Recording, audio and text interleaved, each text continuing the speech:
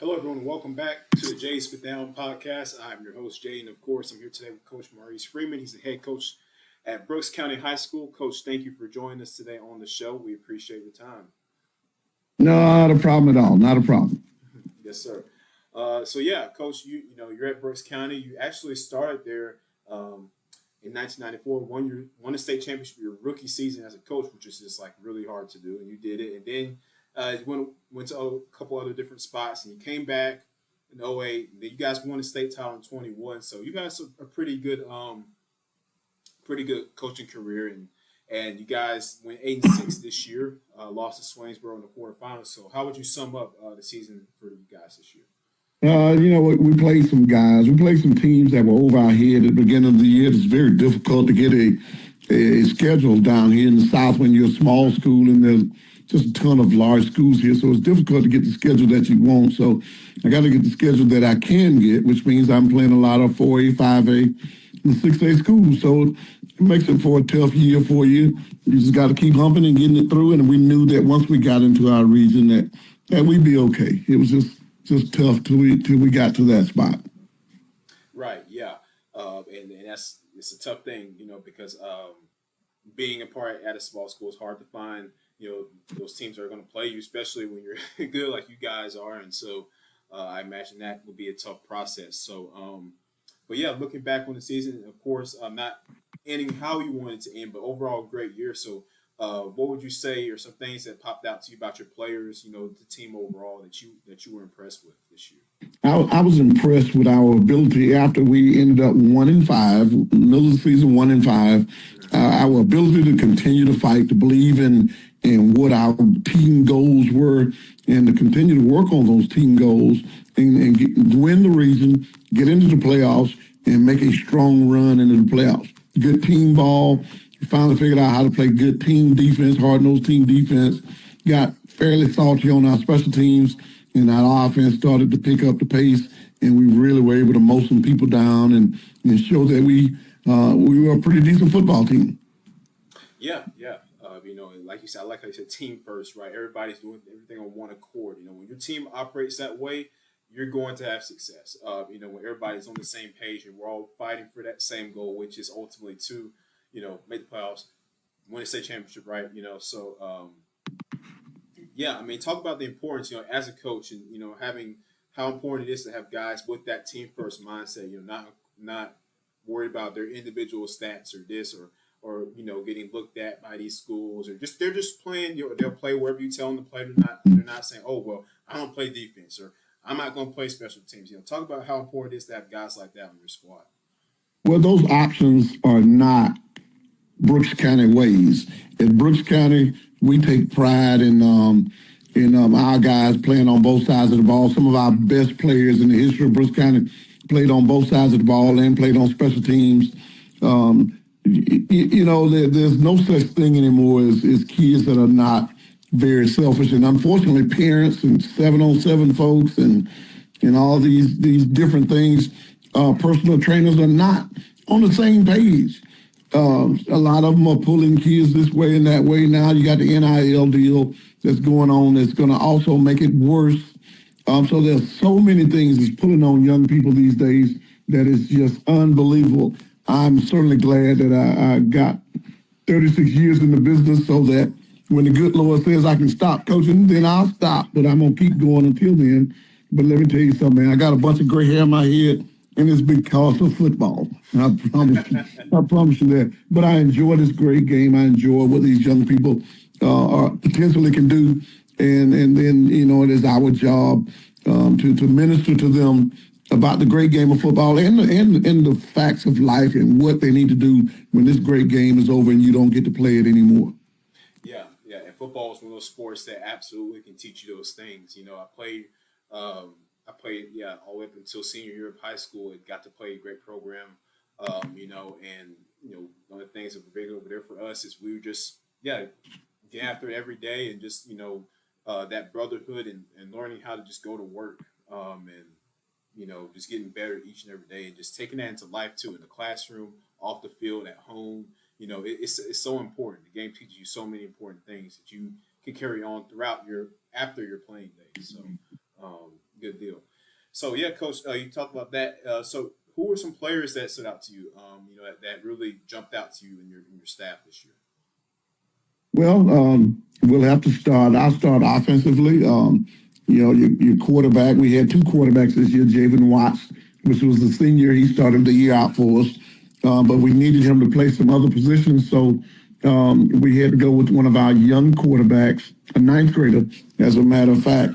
And he did an outstanding job. He came in about mid-season, and he continued to play for us. We played a lot of freshmen. As a matter of fact, offensively, we'll return 7 guys. Defensively, we'll return 10 guys. But we've got a big freshman that's being highly recruited, George Childs, big 6'4", 205 receiver. Um, we had 2 Williams brothers, Jaden and Michael Williams, that are offensive linemen that did a great job. Chris Cole had about 1,700 yards as a running back. So we've got some guys that really play well. Defensively, Kamari Blankenship had about 13 interceptions. Travis Stevenson, another strong college type, strong safety, DB. He's done some great things for us, so we're certainly proud of him. We got some defensive ends with a lot of speed, some inside and outside backers that are young. So the potential is there for us to be good for a while, unless they get another girlfriend or buy a car, and then we're in trouble. You're in trouble. Okay. Yeah. Yeah. That's right. It's high school teenage dudes. I mean, what can you do, right? But no, that's great, Coach. And 13 picks. That's crazy. It is. It is. He did a good job, and he didn't even want to play. He didn't even want to play defense. Okay. Well, hey. Hey, man, we need you over here. Right. Yeah. Yeah, we need you over here. Go home. See you later. That's it. I mean, and that's how it should be, right? You can't. Oh, well, I just want to play. No, I mean, it's like if you're a true football player, you can play any side of the ball. You would want to play. You would want to play any side of the ball, and to teach them life skills. There's no job you can go on and say, "Hey, boss, I don't want to do that. I'm not doing that. Get somebody else to do that. I'll do some other things." And he's gonna say, "Hey, man, hey, go on, have you a good day. I can find somebody else to replace you." So we're teaching life skills also. Yeah, that's important. That is super important. You have to. It's sometimes you're just not gonna. You're gonna have to do things that you don't want to do, but in the end, it's for the betterment of everybody. Where that's like say on the football team, or it might be in a job environment. You might have to do this job because it's better for production or wherever it might be. So it's good. They have that you're learning those values. In these kids.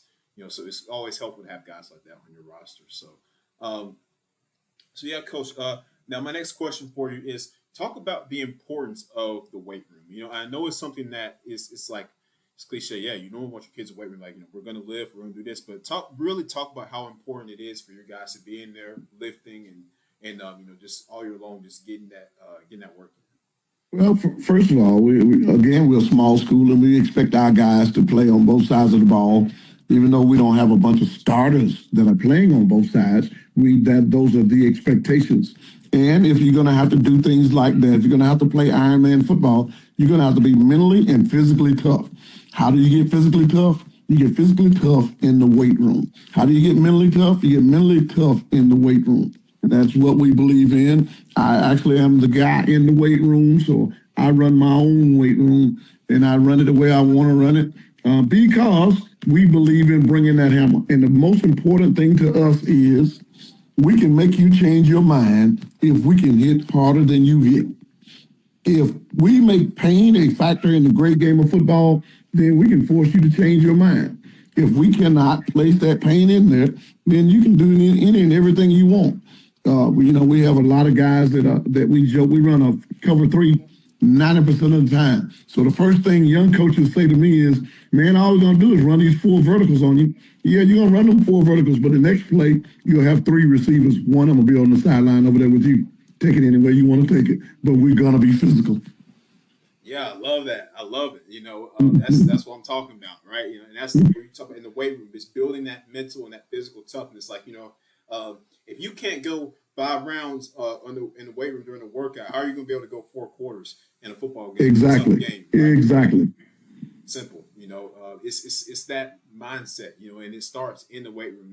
Whether it's even strong week, whatever you are, you're going to go in there, you're going to work, right, and then you just like I said, when it winds down, you get to that point in the game, you just tied 20-20, fourth quarter, 2 minutes left, you got to go down and drive to score and win the game. Like, do you have it in you? And I think you build that, you start that in the weight room. So, Exactly. I agree.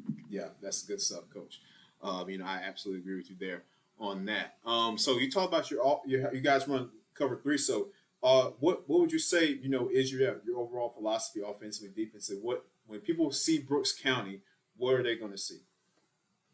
When they see Brooks County on defense, you're going to see 11 guys that will get to the ball. We're going to we're going to run an even man front. We do a lot of movement around the front.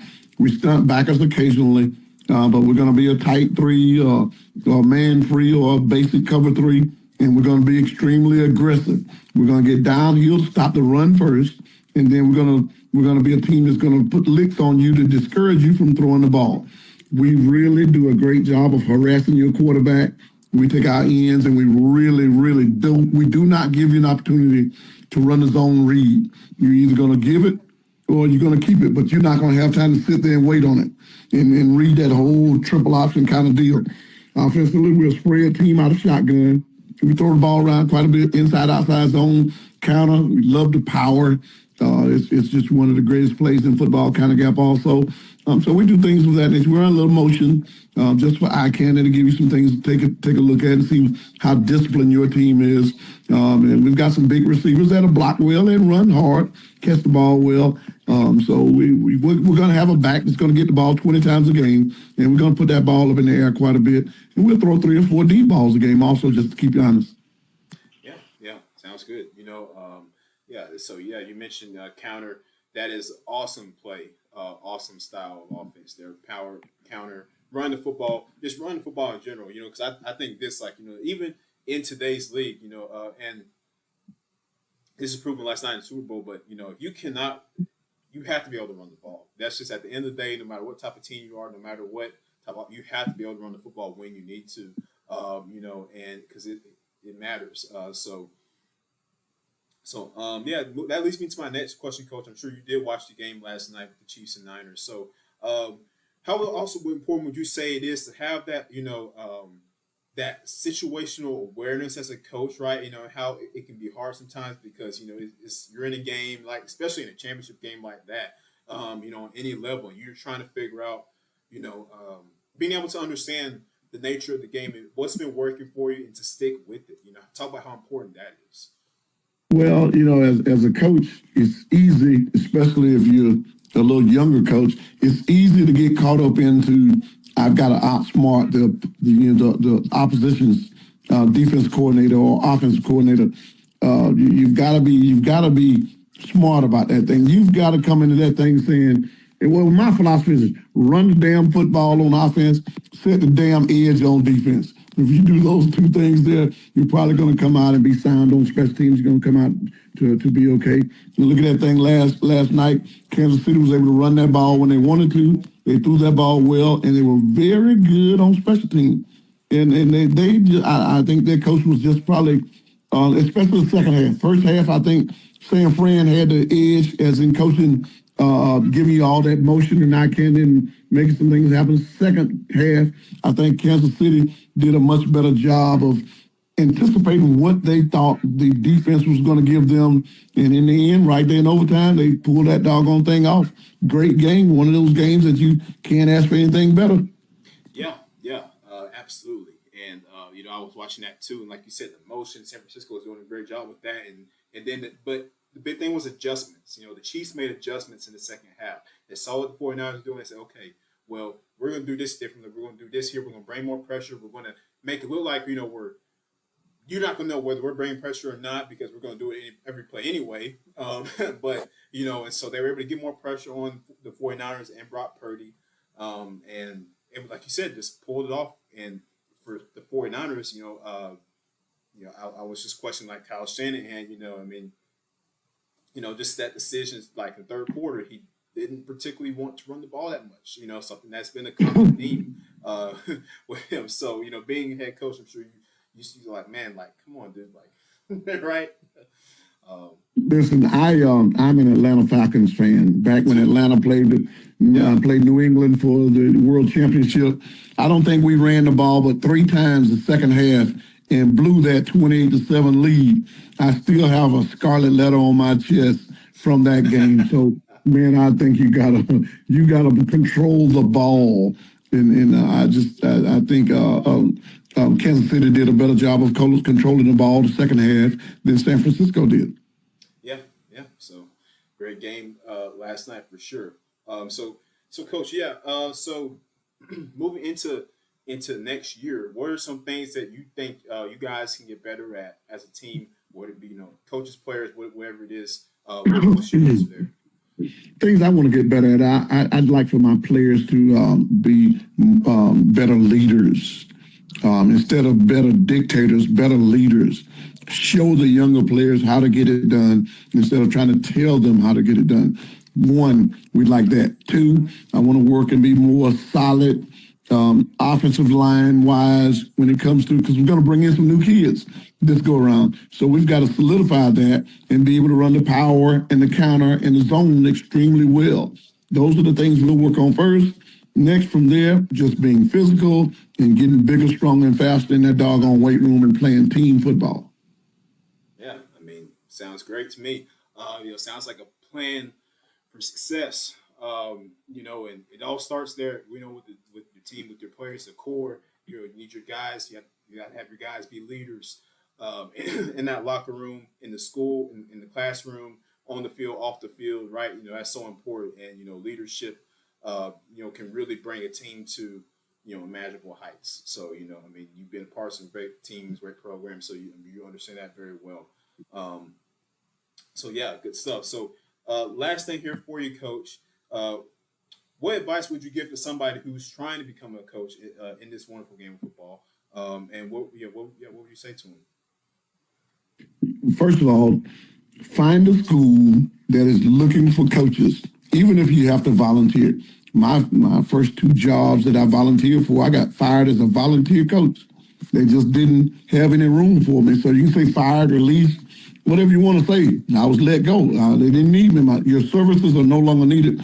But that didn't stop me from continuing to look for a job. Find a job. Find one thing that you can do well. Find a position that you can coach, and you go out there and you coach fundamentals. Don't show up with a booklet saying, hey, coach, I got this great game plan for offense, this great game plan for defense. You go out there and say, coach, this is a position I can coach, and I can coach this position with my butt off. And if you need me for anything else, carrying water, film breakdown, anything else, I'm willing to do that. And if you do those things, if you get there when the head coach is getting there and you leave when the head coach is leaving, then he's going to find a job for you to do in his program. Now, if you get there when the kids get there and you leave when the kids leave, nobody needs you.